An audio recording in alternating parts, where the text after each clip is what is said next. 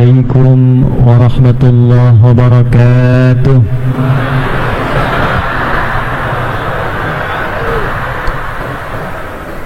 الحمد لله الذي ألف بين قلوبنا فأصبحنا بنعمته إخوانا، والصلاة والسلام على رسول الله الذي باتباع سنته الشريفة أصبحنا للمتقين إماما، فصلوات الله عليه وسلامه التام على حبيبنا وسيدنا ونبينا محمد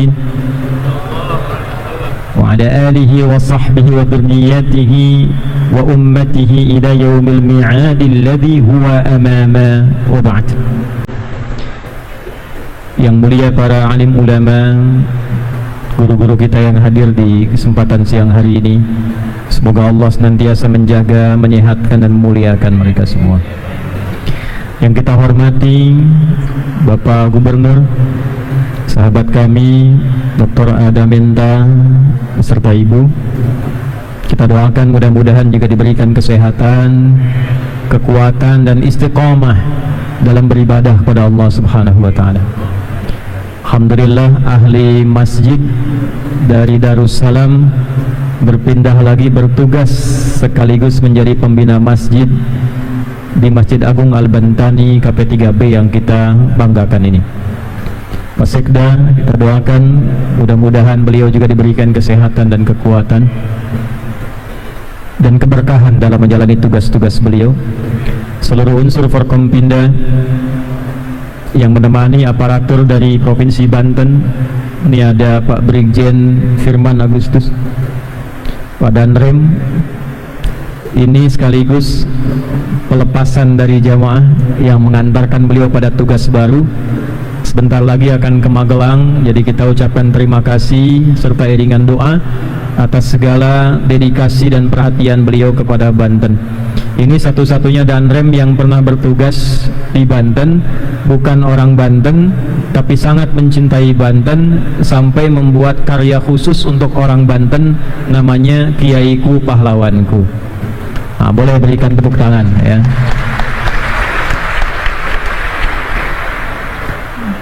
Ada Dan Lanal ini ya, Komandan Landasan Angkatan Laut, Kolonel Arifin Rahman ya, Arif Rahman. Mudah-mudahan beliau disehatkan juga, diberikan kekuatan untuk mengawal laut-laut yang ada di selimuti Banten. Amin.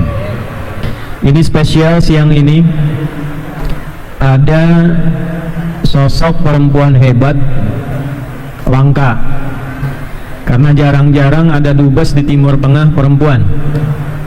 Beliau ini seorang muslimah, semangatnya tinggi. Di sela-sela tugasnya di Indonesia sengaja mampir ke majlis kita di Banten ini.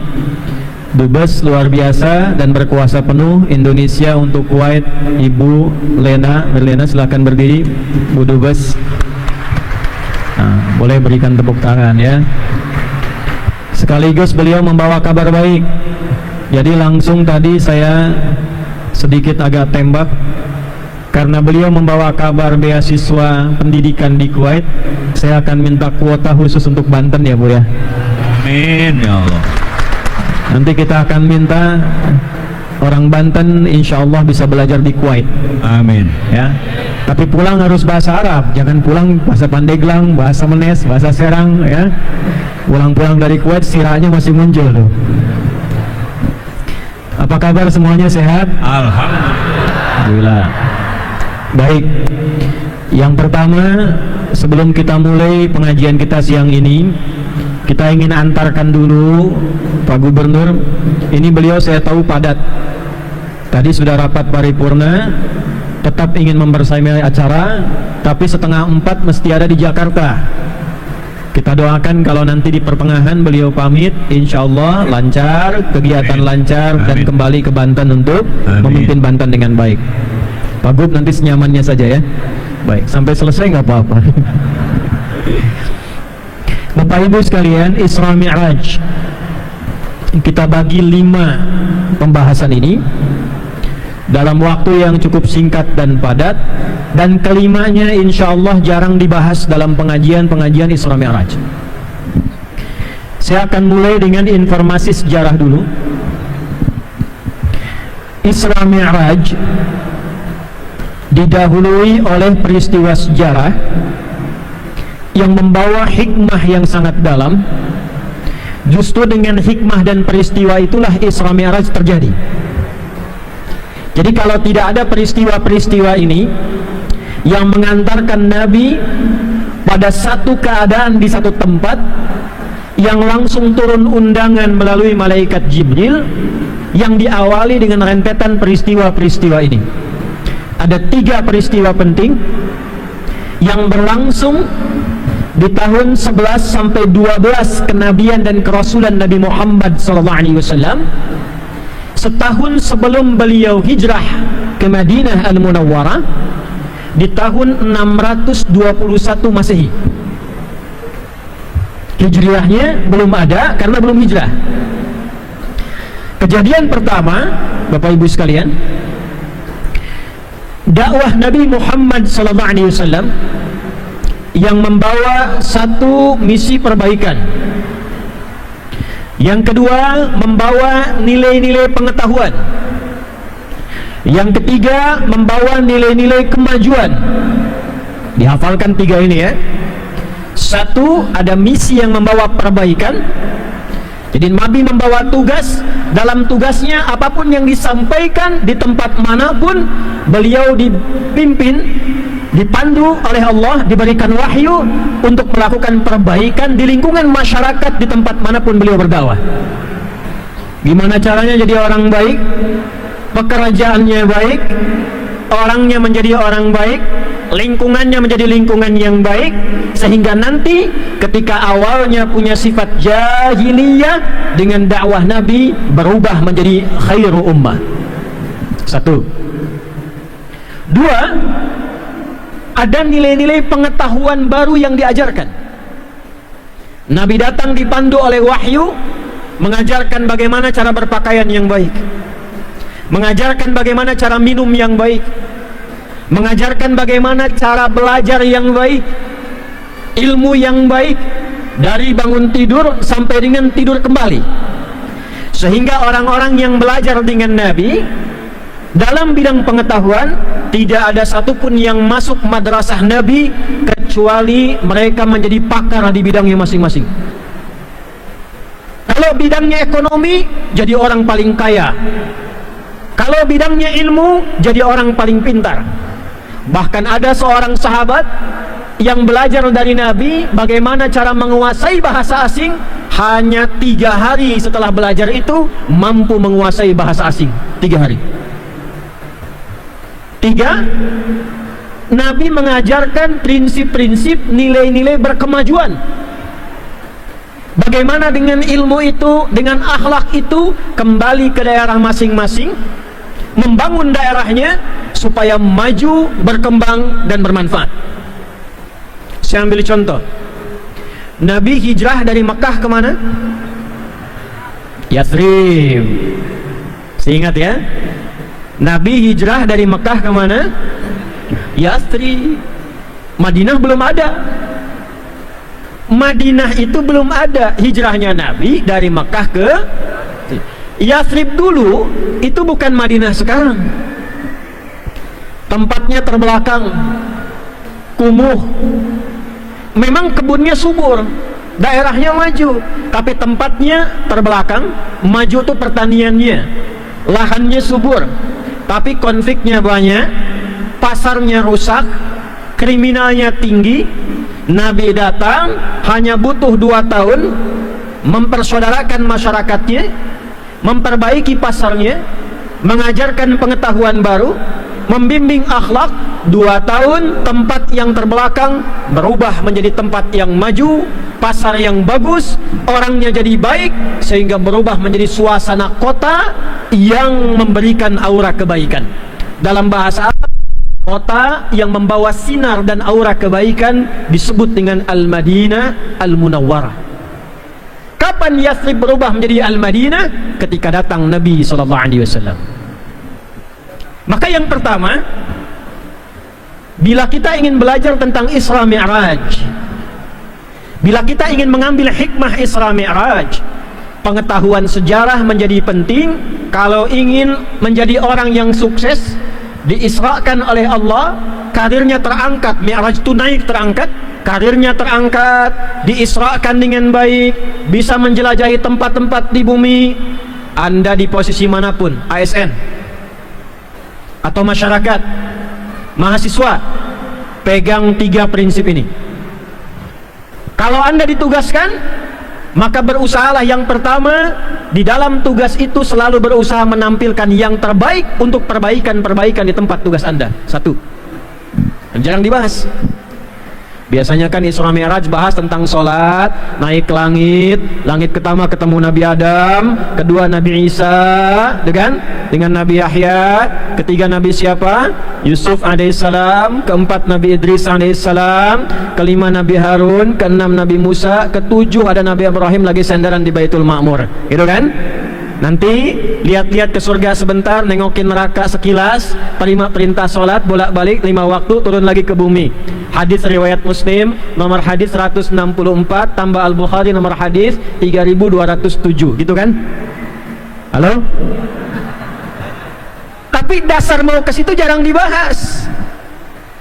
Kalau Anda ingin dapat spirit Isra, ingin dapat anugerah Mi'raj, nanti di akhir dibahas, maka yang pertama, jadi apapun, tugas apapun, usahakan memberikan yang terbaik untuk memperbaiki semua hal di tempat kita ditugaskan.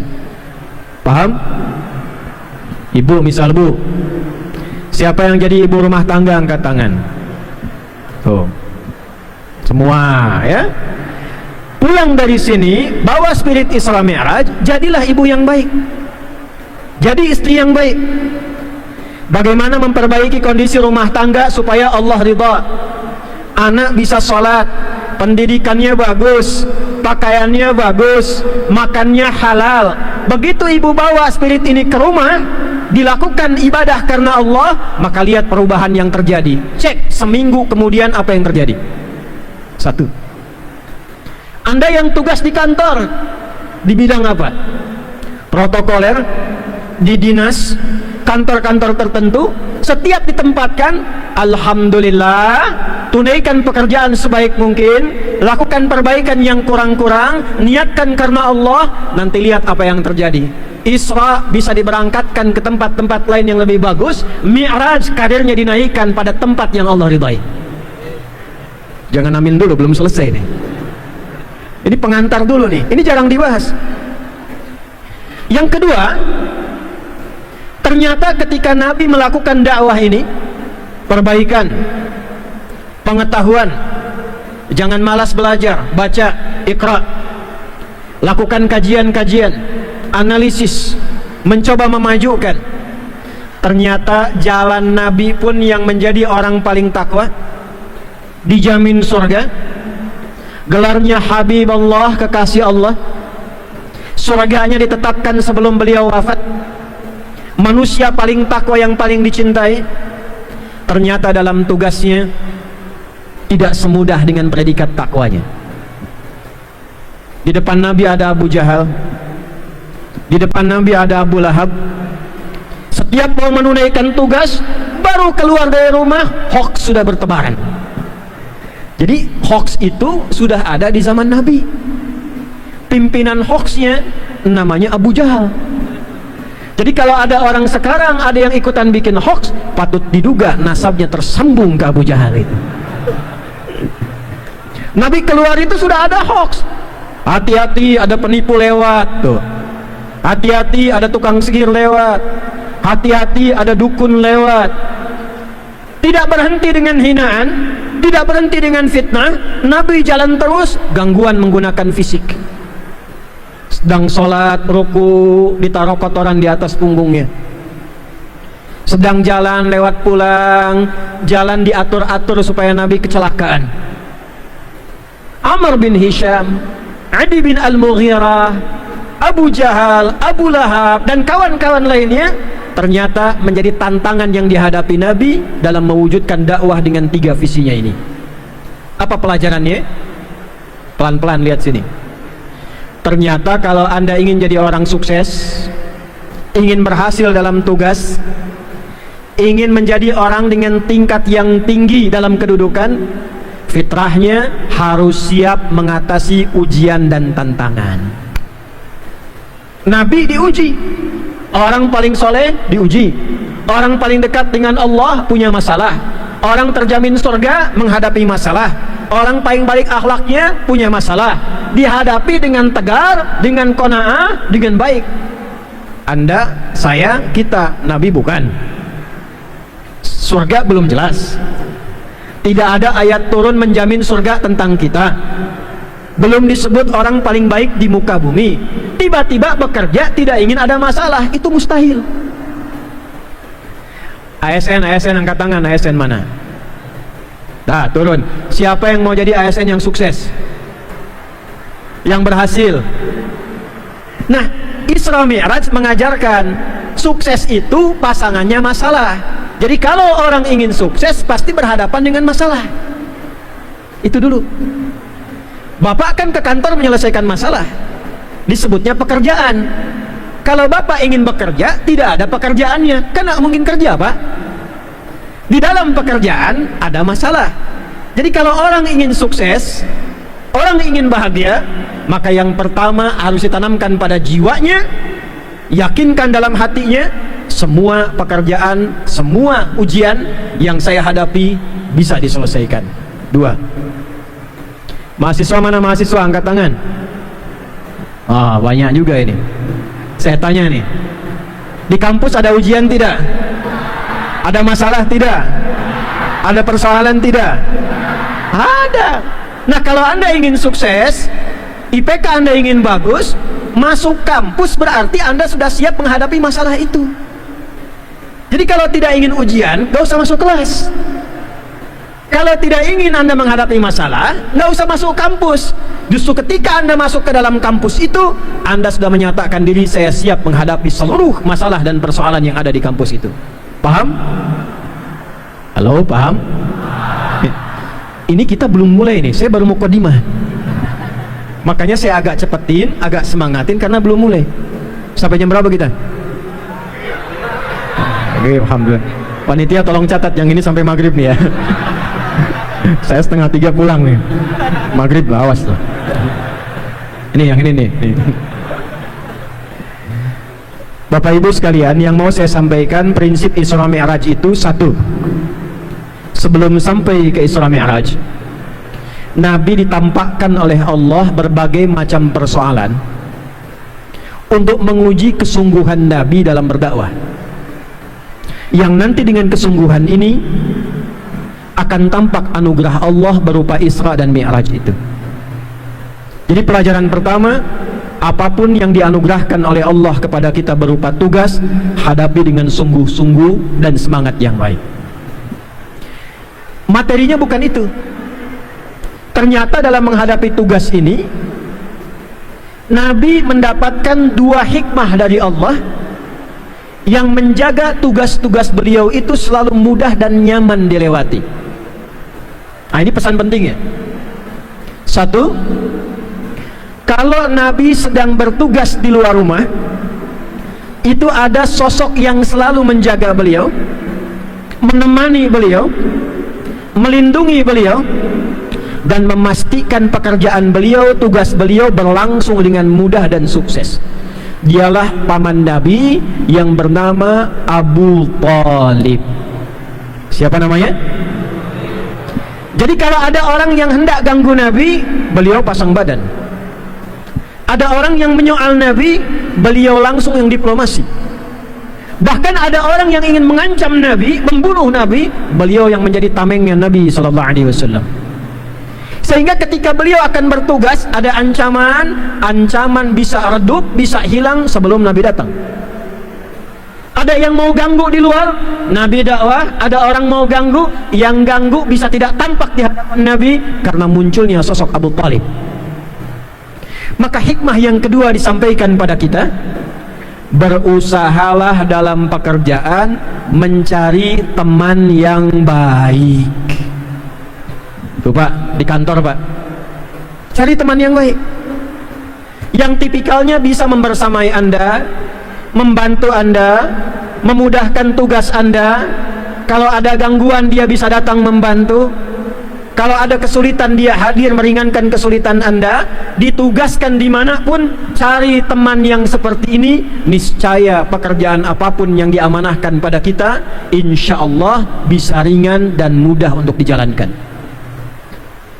Bapak nih Pak Sekda sudah berapa tahun tugas dinas? Sudah ketemu belum teman yang begitu tuh? Coba dicek. Begitu mau berangkat tugas, data sudah siap, jalan sudah mudah, rencana-rencana di lapangan sesuai antara yang dibuat dengan yang disiapkan dan diterapkan di lapangan, itu bisa sama. Kan bisa jadi beda ya Pak ya. Makanan bergizi gratis, dari sininya gratis, di lapangan cari teman yang baik. Dari atas gratis sampai ke bawah gratis, anggaran 10.000 sampai ke bawah 10.000, kualitasnya sama. Cari teman yang baik. Semua program yang baik hanya bisa sampai dengan baik jika muncul di sekitaran kita teman-teman yang baik. Mahasiswa juga begitu tuh. Kalau temannya cuma suka nongkrong, suka nonton, ngandalkan catatan teman yang lain, duduknya paling belakang, duduk di kelas bangku deretan belakang, di dalam kelas penuh dengan obrolan, nggak pernah nanya, nggak mungkin sukses. Kualitas pasti berkurang, walaupun kita diberikan oleh Allah potensi yang sangat hebat. Ini saya berikan rahasia orang Banten ya. Halo? Tapi antara kita aja ya. Ini tolong tugas aparatur-aparatur Banten, boleh diriset. Ternyata Banten itu punya keistimewaan dari dulu. Dari dulu. Otaknya cerdas-cerdas Pak. Pinter-pinter. Jangan amin dulu tuh. Kita lihat dulu. Anugerahnya tinggi. Mungkin boleh jadi karena banyak tinggal sekitaran pantai, banyak makan ikan, diolah dengan baik, proteinnya bagus, perkembangannya bagus. Cuma harus sering diasah. Modal pintar nggak pernah diasah, nggak pintar juga. Yang mau saya katakan, satu kali di Tripoli ada orang dari Afrika ngadu ke saya begini, ya Syekh, muskilah Indonesia. Syekh, ini orang Indonesia masalah katanya. Saya bilang kenapa? Kemarin saya ujian, saya ngapalin sebulan. Begitu besok mau ujian, orang Indonesia si fulan pinjam buku saya. Keluar ujian, saya dapat 7,5, dia dapat 8. Saya bilang dia belum tahu SKS tuh. Sistem kebut bayangkan, kemampuan otak dipakai semalam aja bisa begitu. Maka bagaimana kalau itu kita olah dari masuk, ketemu teman yang baik, belajar dengan cara yang baik, dikembangkan di tempat yang baik, maka tidak mustahil kita bisa mendapatkan apa yang diraih Banten di masa lalu dengan semua masa keemasan dan kejayaannya. Silahkan Bapak Ibu cek ya. Saya pernah ke Belanda, ke Delft. Delft itu markasnya VOC yang pernah mendiami Nusantara, menghambat keberadaan kita. Itu konsorsium gabungan saham-saham di Eropa, jadi perusahaan namanya VOC. Pak, Ibu, kantornya VOC itu tidak seluas garis ini nih, mihrab depan. Otak. Tapi gudangnya lebih besar dibandingkan Masjid Al-Bantani ini. Kantornya kecil segini. Gudangnya besar seberangnya. Tempatnya di Delft. Saya pernah duduki 15 menit kurang lebih. Jadi VOC menduduki kita, kita duduki lagi 15 menit itu. Yang mau saya katakan, ketika saya mampir ke universitas di Delft, tempatnya orang-orang hebat di masa itu belajar, ternyata dari Indonesia sekarang, dari Nusantara dulu, hanya ada satu orang yang pernah belajar di Delft, di kampus paling elit di Belanda, bahkan di Eropa, yang sampai sekarang ukiran patungnya masih ada di situ, menandakan satu-satunya orang yang pernah belajar di sana sampai gelar doktor. Orang itu berasal dari Tanara di Banten, namanya Husein Joyodiningrat, orang Banten. Di masa-masa itu koin kita sampai ke Inggris. Di masa-masa dulu kejayaan kita luar biasa. Kenapa? Karena prinsip Isra Mi'rajnya dipakai, perbaikannya ada, kemajuannya ada, ilmunya berkembang, dan prinsip dasarnya semua sultan yang pernah bertugas di daerah Banten ini menempatkan orang-orang terbaik bersama teman-teman yang baik. Satu. Dua, saya agak cepat ya karena ini mukadimah kedua. Kalau di luar ada orang baik, di dalam pun ada sosok yang baik. Jadi kalau Nabi pulang tugas di luar itu capek, nyampe ke rumah baru dibukakan pintu, karena ketemunya orang yang baik, teman yang baik, maka capeknya bisa hilang, pusingnya bisa hilang, penatnya bisa hilang. Yang ada ketenangan baru, semangat baru, dengan wajah kegembiraan yang baru. Saya kasih contoh nih, Al-Bukhari.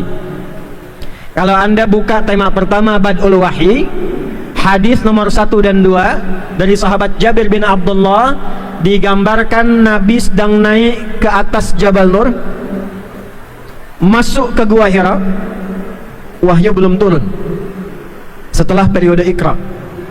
Waktunya siang begini. Nabi putuskan pulang dulu ke rumah.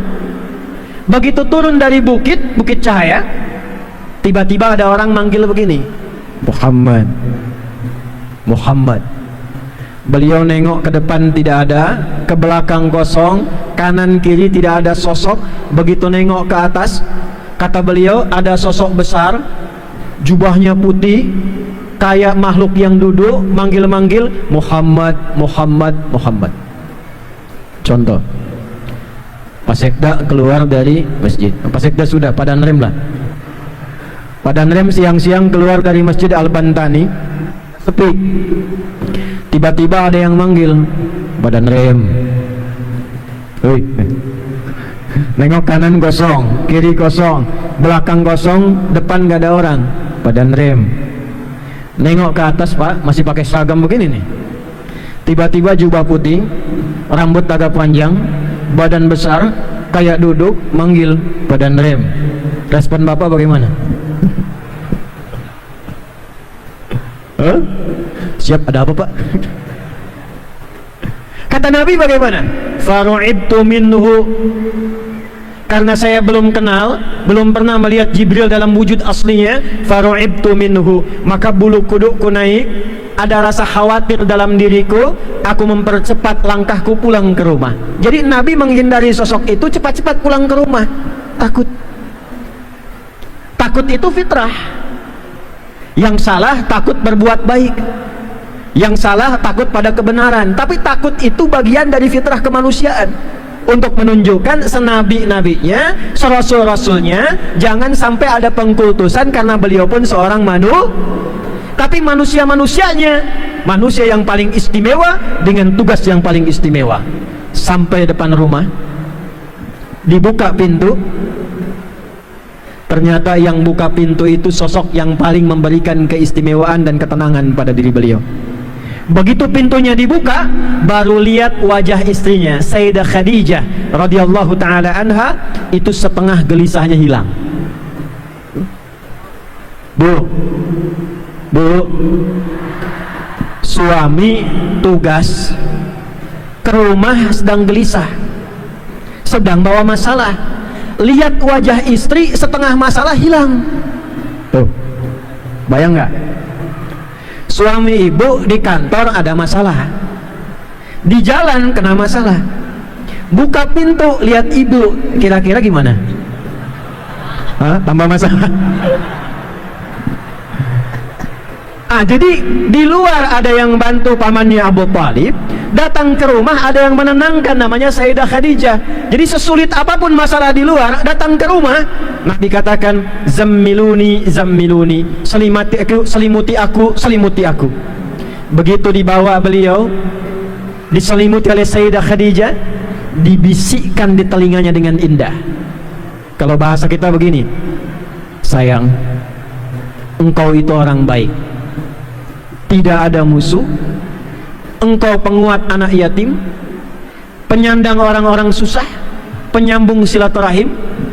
Yakinkan pada hatimu yang paling dalam, aku akan bersamamu dalam suka dan duka. Sayyidah Khadijah.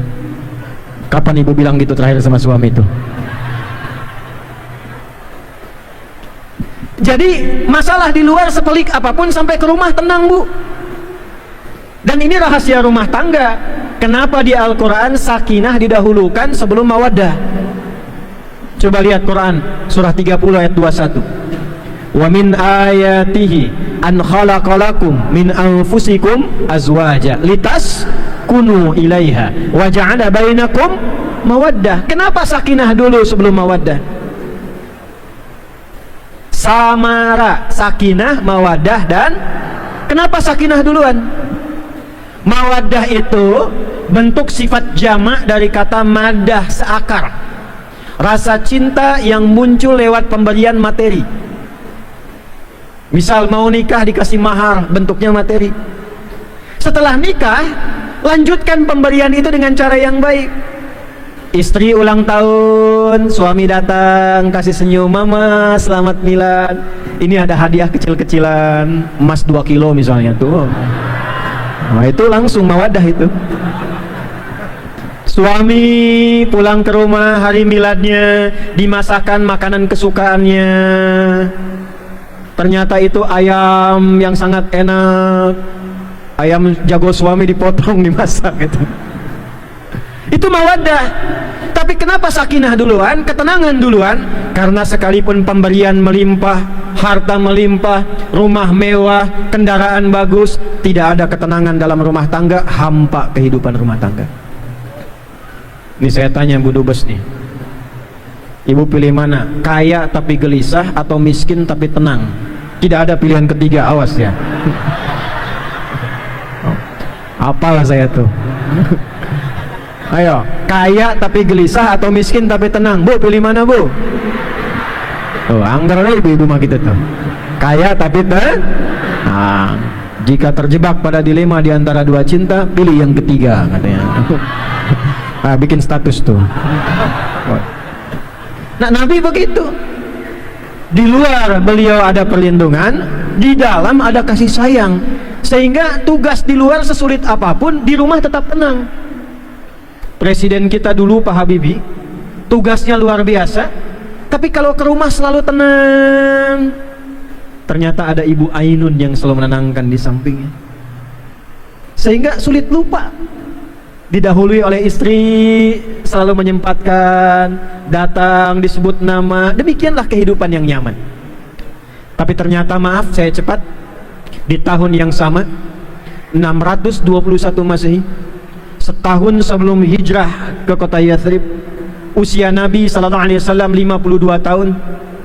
Di tahun yang sama, beda bulan sedikit, meninggallah paman Nabi Abu Talib, dan meninggal pula istri Nabi tercinta Sayyidah Khadijah radhiyallahu taala anha di waktu yang sama, Pak. Bu.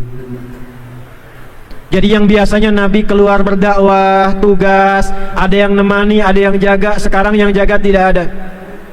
Abu Jahal merasa bebas, Abu Lahab merasa bebas. Jadi yang dulunya mau ganggu, ada yang menghalangi, sekarang mudah, mencaci langsung depan mata, mengancam langsung di hadapan wajah Nabi, sehingga rasa aman tidak didapatkan. Pulang ke rumah, terbawa suasana di luar, nyampe ke rumah, sosok yang biasa menenangkan tidak ada juga. Akhirnya Nabi melihat barangkali kalau di Mekah tidak kondusif, yang menghina tidak bisa dihentikan, yang mengancam sudah mulai makin berani. Maka beliau mencoba, mungkin di Taif ada orang-orang yang masih baik menerima dakwah. Maka berangkatlah ke Taif. Dari Makkah ke Taif kurang lebih kalau pakai mobil kecepatannya agak tinggi 2 jam. Jalannya bisa berbukit-bukit, naiknya ke atas gunung. Saya pernah napak tilas berangkat dari Makkah menuju Taif ke lokasi Nabi pernah berada di situ.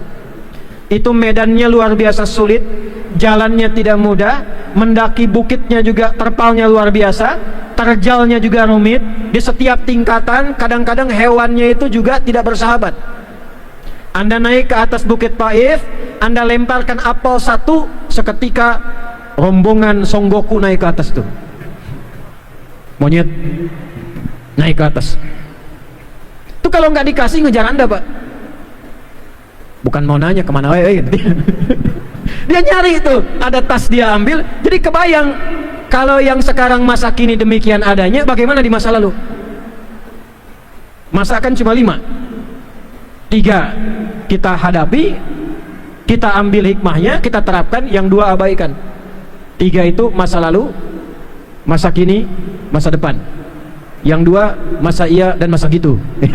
Itu abaikan. Ayo bikin status tuh. Rekam. Ke Taif. Saya tanya, bis sudah ada belum waktu itu? Motor ada, sepeda ada. Jadi pilihannya apa yang dilakukan Nabi? Jalan kaki. Didampingi anak angkat beliau pada masa itu, anak adopsinya, Zaid bin Harithah. Berangkat, nyampe di Taif, ternyata hoax lebih dulu sampai ke Taif sebelum Nabi datang. Pak, betapa canggihnya hoax zaman jahiliyah. Instagram belum ada, Google belum ada, Facebook belum ada, YouTube apalagi. Jadi Nabi belum nyampe, hoaxnya sudah tiba. Padahal medianya nggak seperti sekarang. Tasrifnya masih sama. Dorobaya 1000 dorban, jala saya disu, jalsan wajil satan. Sekarang kan sudah beda. Pas bakayu Facebooku, Facebookan. Tak takayu taktiku, TikTokan. Instagrama yang Instagrimu, Instagraman tabaya tubuh, YouTubean. Sekarang bikin status nyampe di tempat lain. Zaman dulu belum ada tulisan itu, sudah nyampe ke tempatnya.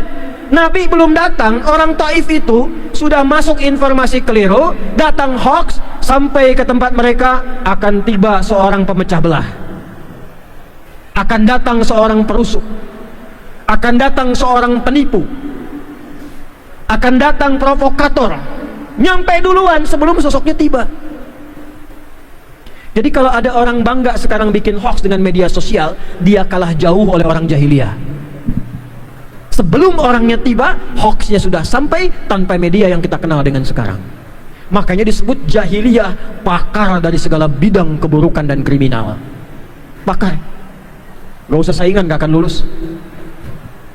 Nih saya tanya nih, awas nih. Tapi kalau ada ngaku aja, mumpung ada Padan Rem, Padan Lanel tuh, ya. Di Banten ada yang mabuk nggak? Ayo ngaku sih. Nggak ada ya, alhamdulillah. Kalau ada yang mabuk, jahiliyah itu yang pemula, yang prematur, itu mabuknya 5 kali dalam sehari. Pemula.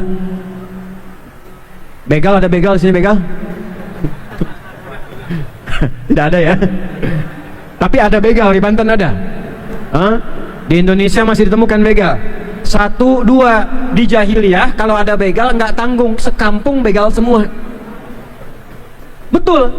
Ada kampung dulu namanya Gifar. Gifar itu terkenal kampung begal. Pemimpinnya namanya Jundub bin Junadah. Kalau lewat situ tidak setor, barang habis. Gifar. Orang yang dari Gifar disebut Al-Ghifari. Tuh yang namanya Al-Ghifari itu berarti kampung begal itu. Dulu sebelum masuk Islam. Begitu Jundub pimpinannya masuk Islam, membawa Islam ke Ghifar, itu sekampung berubah dari ahli begal, berubah menjadi orang Islam yang baik. Ada yang jadi ustadz, jadi kiai, ahli hadis, sampai mereka bangga dengan nama kampungnya. Maka diviralkanlah dengan nama kampung itu, dihilangkan nama aslinya. Jundub bin Junadah, tidak terkenal. Tapi kalau datang kemanapun, dia akan mengatakan, Ana al-Ghifari. Maksudnya apa? Sayalah dari Ghifar. Islam merubah kampung saya yang tadinya banyak berandal, sekarang banyak orang soleh yang bahkan jadi kiai dan ustad-ustad. Jadi akhirnya nama Al-Ghifari nama kebanggaan. Tinggal tambah i di ujungnya saja. Al-i itu daerah. Kita punya ulama besar Syekh Nawawi dari Banten. Syekh Nawawi Al-Bantani. Ada Syekh Ahmad Khatib dari Minangkabau, Syekh Ahmad Khatib Al-Minangkabawi. Syekh Abdul Somad dari Palembang, Syekh Abdul Somad Al-Palembangi, yang dulu, bukan yang UAS. Ada mufti kita di Timur Tengah. Anda dari mana? Oh, saya dari Cipocok. Asep, boleh. Ke Mekah, perkenalkan, ana Asep Al-Cipocoki As-Serangi Al-Bantani, Al-Tetanggai di Syekh Nawawi Al-Bantani.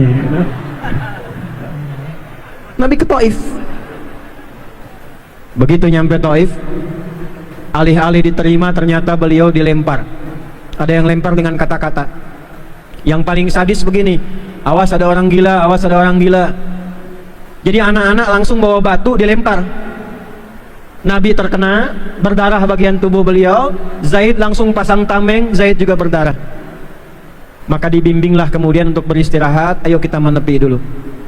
Istirahat di bawah naungan satu pohon, dalam satu kebun.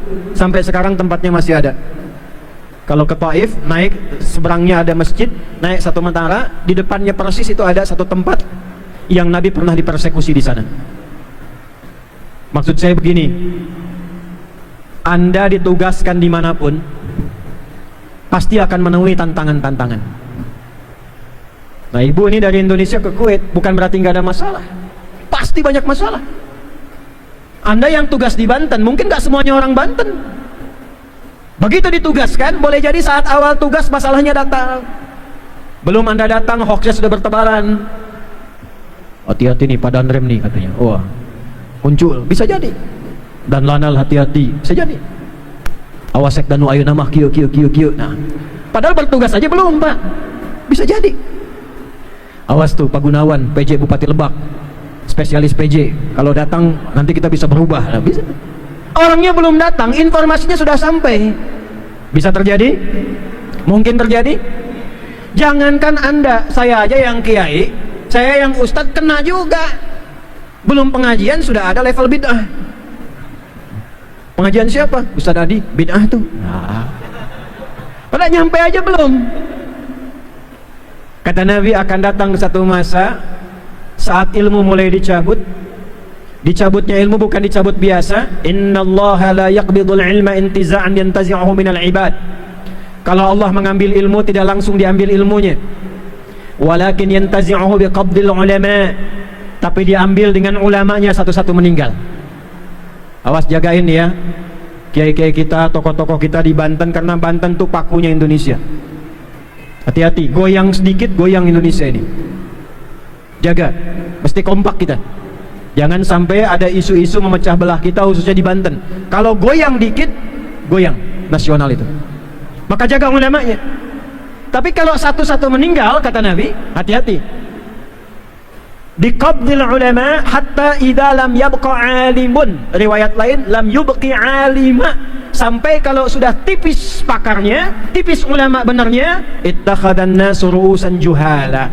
Akan muncul orang-orang tidak jelas, latar belakangnya nggak pernah ngaji, nggak jelas pesantrennya di mana, belajar agamanya di mana, tiba-tiba bisa jadi ustadz, jadi kiai, memberikan fatwa. Anehnya ada pengikutnya. Tuh, anehnya begitu. Nabi dulu mengatakan la nabiyya ba'di, tidak akan ada nabi setelah saya. La-nya itu nafi sekaligus menunjukkan ikhbar. Nanti akan ada orang ngaku-ngaku nabi setelah saya. Kalau ada yang ngaku langsung bilang la, tidak ada nabi setelah saya. Jadi kalau ada yang ngaku nabi, jangan kaget. Itu pembuktian dari kebenaran sabda Nabi. Artinya Nabi benar, akan ada yang ngaku, jangan kaget. Yang bikin kaget itu setiap ada yang ngaku, ada pengikutnya. Tuh. Followers. Tuh. Dulu IM ngaku Nabi, mantan pelatih bulu tangkis. Ditangkap sama polisi kita, kenapa ngaku Nabi? Saya ke Bogor dapat wahyu, Pak, katanya. Bayang tuh. Orang ke Bogor dapat talas, dia wahyu tuh. Ada ekstrim dikit ngaku malaikat. Dia meninggal, LA dulu. Minta sama gubernur Jakarta yang tempo dulu untuk memfasilitasi Monas mendaratkan malaikat Jibril. Nah, kebayang tuh. Ada pengikutnya. Tangkap sama polisi, dihukum 6 tahun tuh. Polisi kita luar biasa, jangankan teroris, malaikat tangkap tuh. Ada pengikutnya. Nah, nanti kalau sudah ada yang begitu muncul-muncul, ittakhadhan nasu ru'usan juhala, ada pengikutnya, fasu'ilu fa'aftau. Anehnya kalau ditanya bisa ngasih fatwa. Kalau ditanya bisa jawab, diikutin, fadallu wa adallu. Maka yang memberi fatwa salah fatwanya, yang ikut tersesat ikutnya. Hati-hati. Singkat balik, Nabi dilontar, Nabi dapat tantangan. Anda sekarang masuk kelas ada masalah, Anda ke kantor ada masalah, Anda bekerja ada masalah, hadapi. Seperti Nabi mencontohkan dalam Isra Mi'raj. Mungkin sebelum Anda bertugas sudah dilempari dengan kata-kata. Kadang ada fitnah, kadang ada rasa iri yang diungkapkan dengan cara yang tidak benar. Nabi pun pernah difitnah. Tidak ada ujian yang kita alami yang Nabi tidak mengalami, itu nggak ada. Kita sakit, Nabi pernah sakit. Kita dihina, Nabi pernah dihina. Kita dicela, Nabi pernah dicela. Kita dilempar, bahkan Nabi dilempar batu dengan berdarah. Kita merasa diperangi, Nabi perang betulan. Semua level yang kita alami, Nabi pernah menjalaninya. Kenapa diizinkan oleh Allah? Supaya diberikan contoh lewat Nabi bagaimana cara mengatasi masalah itu. Kalau sedang dicela doanya apa? Kalau sedang kerja ada masalah zikirnya apa? Kalau sedang belajar ingin cepat paham bagaimana memohonnya, maka ditarik Zaid, jangan dibalas. Istirahat dulu di bawah naungan pohon. Pelajaran ketiga, datang malaikat Jibril disertai malaikat dua malaikat penjaga dua bukit di Taif. Permintaannya sederhana, ya Rasulullah, mereka telah menyakiti engkau, menganiaya engkau. Angkat kedua tanganmu mohon kepada Allah supaya kami dua malaikat penjaga bukit Taif mengangkat bukit itu, menghimpit mereka semua dengan bukit itu.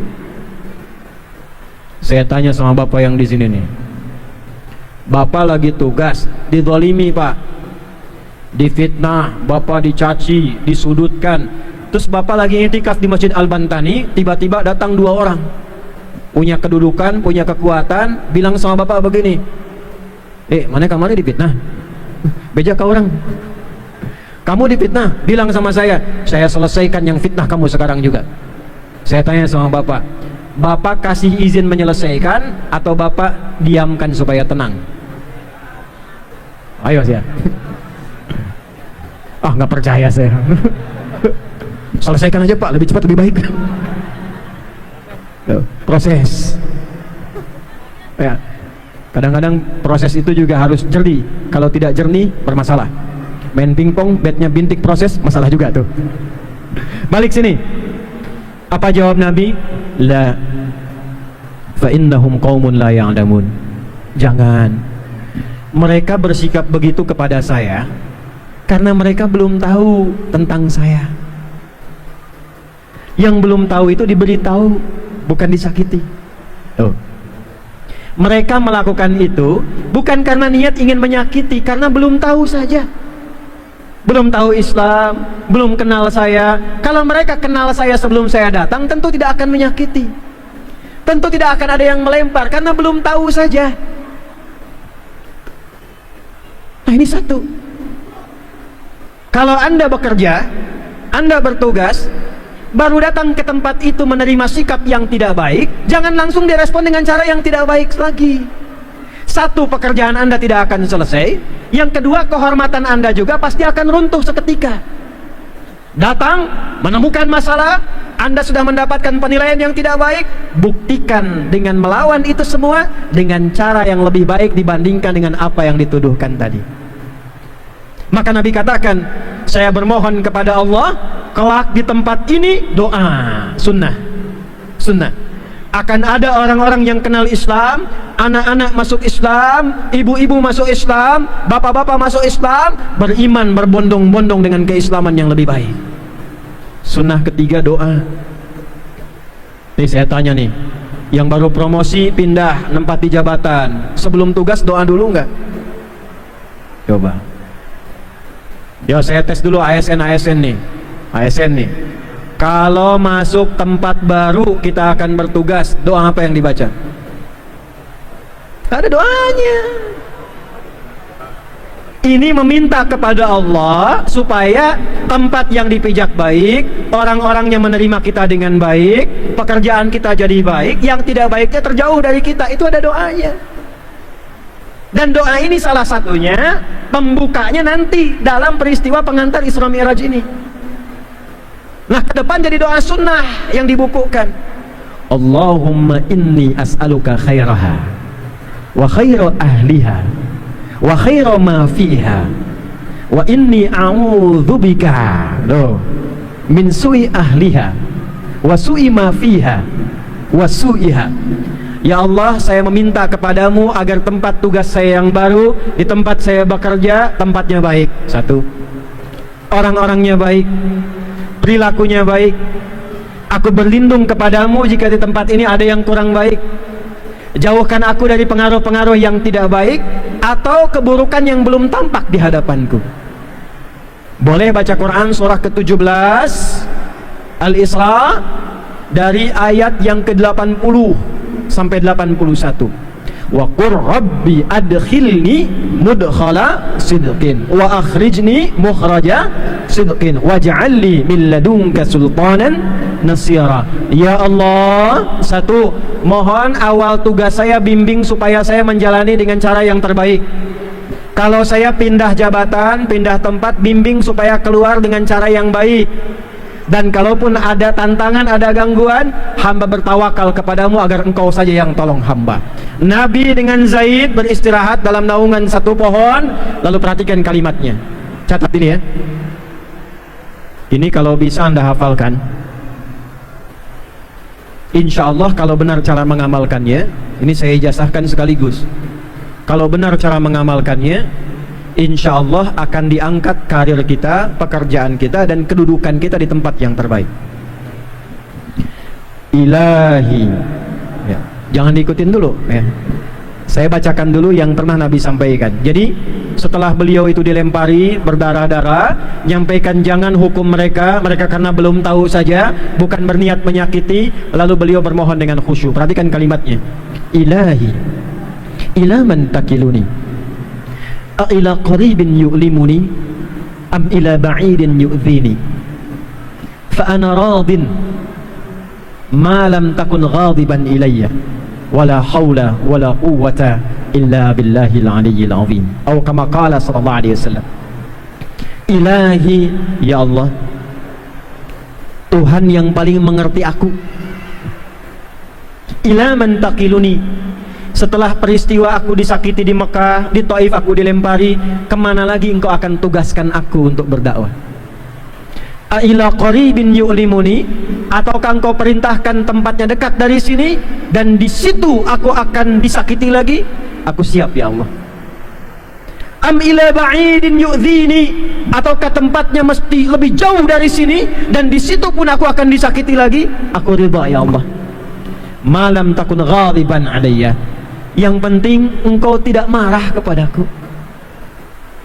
Mau tugas di mana nggak apa-apa ya Allah. Tempatnya jauh, alhamdulillah. Tempatnya dekat, alhamdulillah. Di situ saya akan dicaci lagi, difitnah lagi, nggak apa-apa ya Allah. Yang penting engkau ridha, engkau tidak marah kepadaku. La haula wala quwwata illa billahil aliyyil azim. Hamba hanya ditugaskan, semua engkau yang tetapkan, tidak ada kekuatan, tidak ada daya kecuali dikembalikan kepadamu ya Rabb. Kalimat inilah yang mengantarkan turunnya undangan Isra dan Mi'raj. Kalimat terakhir. Nabi bilang gini, tempatnya dekat atau masih jauh ya Allah? Kalaupun harus disakiti lagi, saya ridha. Begitu kalimat itu keluar, subhanalladzi asra bi'abdihi laila minal masjidil haram ilal masjidil aqsa alladzi barakna haulahu linuriyahu min ayatina innahu huwas sami'ul basir. Kenapa ada di ujung ayatnya innahu huwas sami', maha mendengar? Karena Allah mendengar jeritan hati Nabi, tawakal Nabi, qanaah Nabi, menerima dengan keadaan Nabi, didengar oleh Allah, diberikan perjalanan yang terbaik dari apa yang dimintakan Nabi. Tidak ada yang dekat Muhammad, tidak ada yang jauh seperti yang engkau gambarkan ya Muhammad. Aku berikan hadiah kepadamu, aku berikan hadiah jalan-jalan ke tempat yang belum pernah dituju dan disinggahi orang. dengan cara yang tidak biasa, di waktu yang tidak biasa, transportasi alatnya istimewa, ke tempat paling istimewa, dalam situasi yang sangat istimewa. Kalau ada orang pakai onta waktu itu, onta paling mahal, Nabi hewannya khusus buruk namanya. Kata Nabi, warnanya putih, lebih tinggi dari keledai, tapi lebih rendah dari kuda. Itu kalau begitu lihat cerita langsung tiba. Dijalankan di semua tempat yang pernah disinggahi kafilah, Nabi lihat dari atas. Ini suku A sedang di sini, kabilah B sedang di sini. Ini yang kehilangan unta merah, ini yang sedang minum. Ditampakkan dari atas kelihatan. Ya, salat di belakang Nabi diimami oleh Nabi Muhammad SAW yang tidak pernah terjadi sebelumnya selama 12 tahun bertugas sebagai Nabi dan Rasul. Justru dengan dilempar, dengan dicela, dengan difitnah, dengan dilempar batu, dengan beliau berkata, kemanapun disakiti nggak apa-apa ya Allah, supaya engkau ridha, yang penting kau jangan marah. Diperjalankan ke tempat yang lebih hebat yang tidak pernah dilalui oleh siapapun pada masa itu. Semua berdiri di belakang Nabi sholat. Apa selesai sampai situ? Tidak. Diangkat beliau. Di hadis Muslim, di Al-Bukhari, malaikat ditugaskan dibelah dulu dadanya Nabi Muhammad, diambil hatinya, dicuci dengan air zam-zam. Ada yang mau umrah? Bukan saya kasih hadiah, maksudnya ada yang mau berangkat umrah enggak bulan ini? Ada. Kalaupun enggak ada umrah tapi ada zam-zam, ini saya doakan, saya ijazahkan doanya. Ini dari hadis Muslim, Allahumma, enggak apa, boleh ikuti. Allahumma imla qalbi imanan wa hikmatan. Allahumma imla qalbi imanan wa hikmatan. Itu salah satu doa sebelum minum air zam-zam. Setelah itu minum. Itu fungsinya membersihkan hati dari semua penyakit kotor, menambah keimanan dan kecerdasan. Nabi saat dicuci hatinya dengan air zam-zam, dibersihkan oleh malaikat, didoakannya itu, tambahkan kepada hati ini hikmah dan iman. Nah, dengan bekal itulah kemudian naik Mi'raj. Jadi sebelum peristiwa Mi'raj itu, dadanya dibelah, dibersihkan dulu. Diangkatlah kemudian statusnya oleh Allah, dinaikkan. Selama ini para nabi bertugas di bumi, belum tahu alam langit bagaimana. Maka dinaikkan Nabi Muhammad, satu-satunya nabi dan rasul yang ditampakkan oleh Allah kekuasaan di semua alam langit dan bumi. Bumi sudah tampak, dinaikkan ke langit. Langit pertama, kedua, ketiga, tembus yang ketujuh sampai Sidratul Muntaha, di puncak karir tertinggi. Jadi kalau bahasa kitanya begini, Isra perjalanan. Ini yang tugas-tugas sekarang kan bisa jadi nggak di Banten saja, diperjalankan, bisa misalnya ke Sulawesi, bisa ke Kalimantan, kayak Budubes ke luar negeri, bisa. Itu Isra. Tapi bagaimana cara mendapatkan Isra yang baik? Tugas di tempat yang baik, sukses tugasnya, melihat tempat-tempat yang indah, pemandangan yang bagus. Salah satunya profesionalah dalam bertugas. Jangan banyak mengeluh.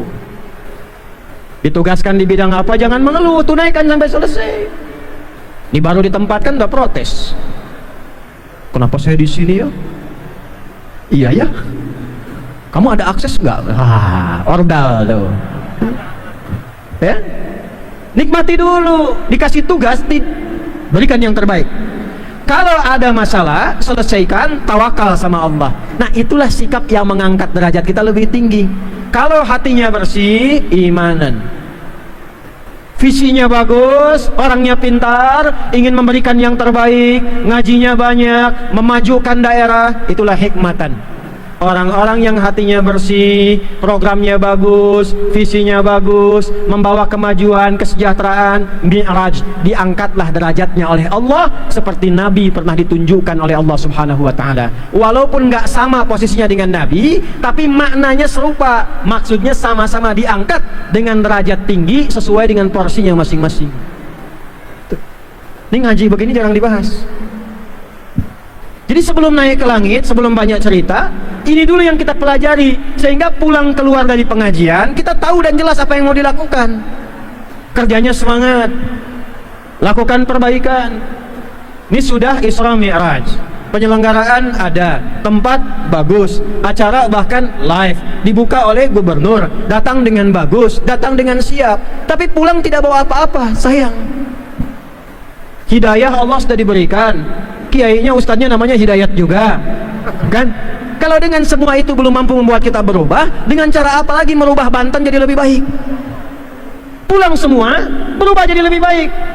Istri pulang jadi lebih baik, anak-anak sekolahkan yang bagus, doakan yang baik, suami cari yang halal, teman-teman di tetangga jadi tetangga yang baik, gabung dengan baik seperti masa-masa dulu kita dapatkan. Punya kebun bisa berbagi hasilnya, tetangga sakit 5 bukit kita kenal. Dulu saya kecil, tetangga 3 bukit meninggal tuh masih tahu itu. Kalau tanya sampai ke Lewi Damar tuh Pak Bagun tuh, ya, di mana nu pupus teh itu paling itu katanya caket sapuntung rokok. Sebukit belum nyampe. Paling mana? Paling itu ya caket sapuntung rokok. Udah 5 bukit saya baru sadar rupanya rokoknya nggak dibakar-bakar tuh. Sepuntung rokok, ini nggak habis-habis gitu. Ya. Dulu masih begitu kita. Khataman ngaji, nyembeli ayam, bagi. Nah, itulah Islam begitu. Sekarang agak kehilangan kita yang seperti itu. Padahal hadisnya kita punya. Siapa yang masak makanan, baunya sampai ke tetangga, maka bagilah tetangga itu walaupun hafal ibu kuahnya tuh. Tapi cara bacanya tidak begitu. Walaupun cuma masak kuah saja bagi supaya tidak salah paham. Saya baru ngerti hadis itu ketika saya menemukan bumbu-bumbu kemasan sekarang. Bumbu rendang, bumbu sop, bumbunya mungkin yang dimasak singkong, bumbunya rendang, dimasak nyampe ke tetangga dikira masak rendang, padahal bagi tetangga supaya tidak salah paham. Jadi bukan Anda masak opor ayam, Bu, kuahnya dibagi tetangga, ayamnya Ibu makan. Tetangga tanya ke Ibu, nah mung kuahna wungkul Bu, mundah hadis Nabi. Awas tuh. Datang walaupun tetangga kita non muslim. Tuh. Hadisnya kan tidak menyebutkan dia muslim atau bukan. Antarkan ke rumahnya ketuk. Pagi, Pak Haji, tuh. Gara-gara Anda pakai peci haji padahal belum haji disebut Pak Haji. Ada apa? Ini ada berbagi sedikit, ada ayam. Bapak baik sekali bilang ini bukan baik, Islam yang mengajarkan saya berbagi seperti ini. Dia kenal Islam. Besok dia kembalikan panci sudah bisa assalamualaikum. Assalamualaikum Pak Haji. Mau kembalikan panci sekaligus nanya, kira-kira hari ini Islam mengajarkan lagi nggak berbuat baik? Apa-apa. Tuh coba. Punya kebun, awas musim rambutan nih sebentar lagi. Ya, udah masuk ya. Kalau rambutan di tempat Anda, karena di Banten masih banyak kebun pohon, kebunnya keluar wilayah Anda, itu hakun mustarak, hak bersama milik orang yang lewat. Jangan marah. Tapi biasanya orang Banten masih sopan, Bu Haji, punten. Nah. Dan gak ada yang merah rambutan di Banten itu. Ya, baru kuning udah habis. Nyambung ke pekarangan tetangga, sebelum dia minta datangi. Assalamualaikum Bu, salam Pak. Ini ada pohon rambutan. Iya, saya tahu punya Bapak kan. Betul, pohonnya punya saya. Tapi buah yang kebagian Ibu punya Ibu. Jangan tunggu Ibu minta. Jangan sampai kebagian sampahnya nggak menikmati buahnya. Aturan dari mana itu? Islam mengajarkan kita berbagi. Tapi tolong catat, itu tumbuhan saja, hewan tidak berlaku. Penting saya sampaikan, takutnya ayam andalan Pak Sekda main ke tetangga, belum paham hukum ini, dikira sama dengan pohon rambutan. Dia sembelih itu ayamnya. Punten dah Pak Sekda. Ya, paham sampai sini? Jadi spirit yang pertama Isra Mi'raj mengajarkan kepada kita, satu, tidak ada hidup yang tidak ada masalah. Semua hidup yang kita alami pasti akan berhadapan dengan persoalan.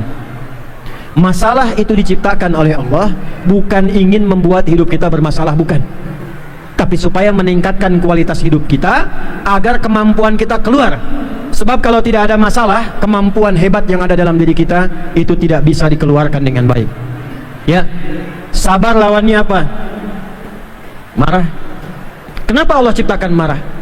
Bukan ingin membuat manusia pemarah, bukan, supaya sabar muncul.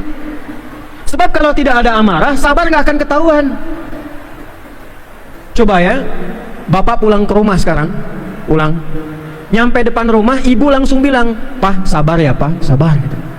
Nggak ada hujan, nggak ada angin, nggak ada apa-apa, ibu bilang, "Sabar ya Pak." Itu pasti suami bilang gini, "Mama sehat." Jadi ketika suami marah, dititipkan amarah pada suami, bukan ingin menjadikan suami pemarah, bu, tapi supaya meningkatkan kesabaran pada diri ibu, sehingga mampu mengatasi persoalan di depan yang kita belum tahu lebih tinggi kadarnya dari masalah yang kita hadapi sekarang. Jadi yakin, kalau sedang menghadapi masalah, rumus yang kedua, tidak ada persoalan yang tidak bisa kita selesaikan. La yukallifullahu nafsan illa wus'aha. Yakin bisa. 3, ini penting, cari teman yang baik di luar rumah termasuk di dalam rumah. Yang sedang kuliah, cari teman yang baik. Yang sedang bekerja, cari teman di kantor yang terbaik. Yang belum nikah, siap-siap cari yang baik.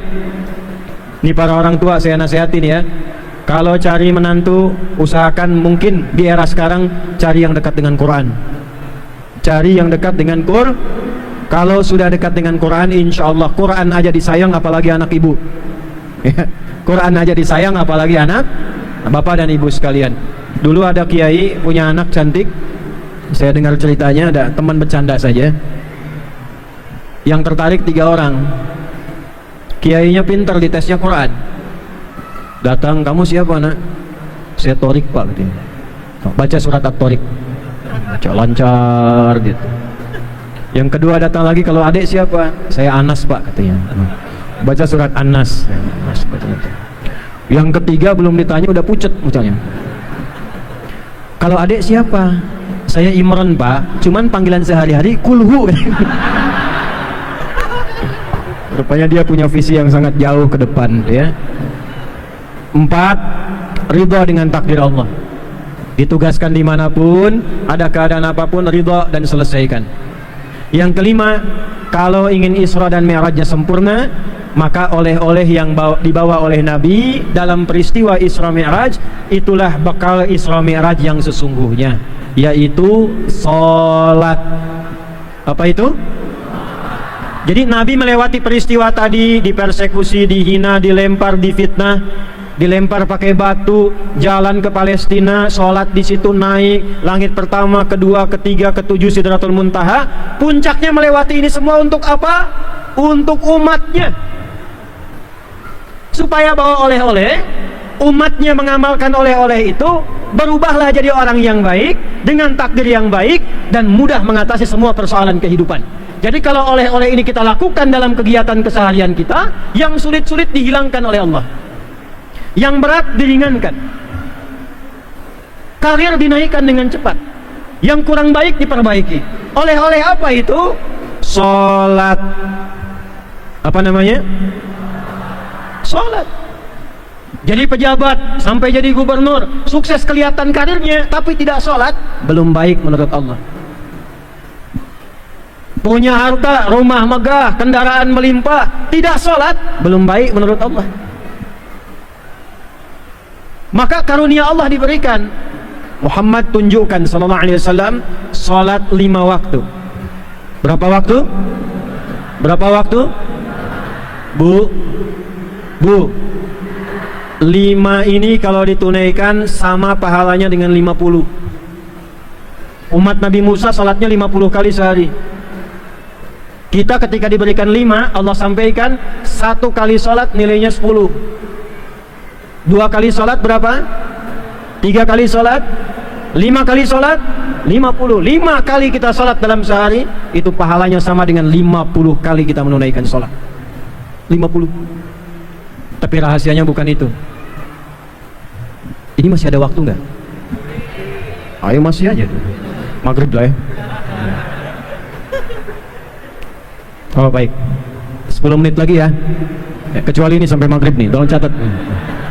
Bulan Rajab loh, hati-hati loh, maghrib. sholat 5 waktu. Ya.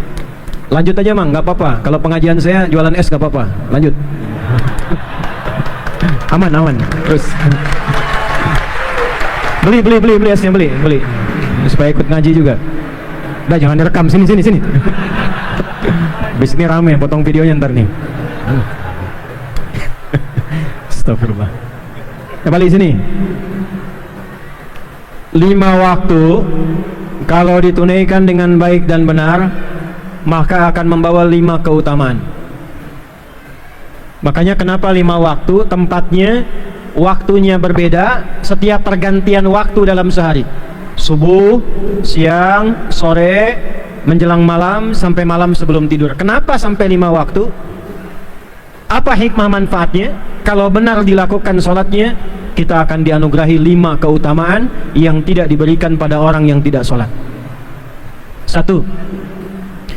Orang yang sholatnya benar, mengamalkan hadiah Isra Mi'raj dengan benar ini, akan dianugerahi oleh Allah ketenangan dalam hatinya untuk menghadapi semua persoalan dalam hidupnya.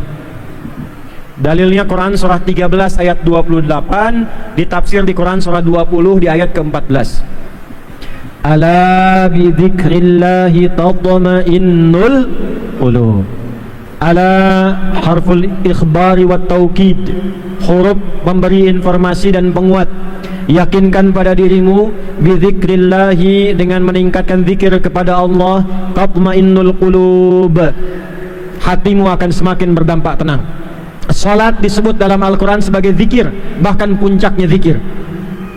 Quran surah ke-20 Taha ayat ke-14, innani anallahu la ilaha illa ana fa'budni wa aqimis salata li dzikri. Tunaikan salat sebagai zikir kepadaku. Salat itu puncaknya zikir.